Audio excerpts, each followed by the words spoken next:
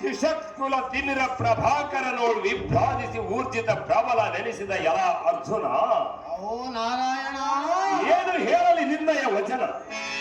ಹಂಸಧ್ವಜನ ಕುಮಾರನಾದ ಸುಧನ್ವನನ್ನು ಕೇವಲ 3 ಬಾಣಗಳಿಂದ ಶಿರವನ್ನು ಹರಿದು ಯಮಪುರಕ್ಕೆ ಕಳಿಸಿದರೆಂದು ಹೇಳಿದೆಯಲ್ಲ. ಎಲೆಗೆ ಮಾತ್ರ ತಾಳಲಾದ ಹುಲ್ಲನ್ನು ಹಾಕಿಬಿಟ್ಟಿಯಲ್ಲ ಯಲ ಅರ್ಜುನ.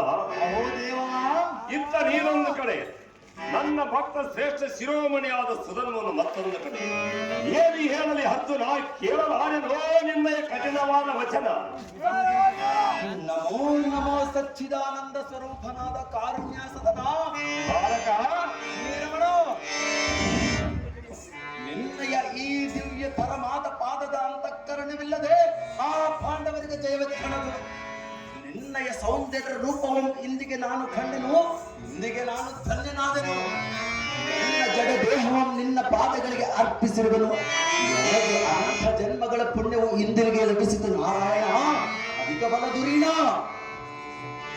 ಹಂಸಧ್ವಜನ ಕುಮಾರ, ಲೋಕೈಕ ವೀರ, ಸುಂದರ ಸುಧನ್ವನೆಂಬ ಧೀರ, ನಿನ್ನ ಭಕ್ತಿಗೆ ಮೆಚ್ಚಿದನು. ನಿನ್ನ ಭಕ್ತಿಯಲ್ಲಿ ವಿಶ್ವವು ವಿಸ್ಮರಣೆಯಾಗುತ್ತಲಿದೆ.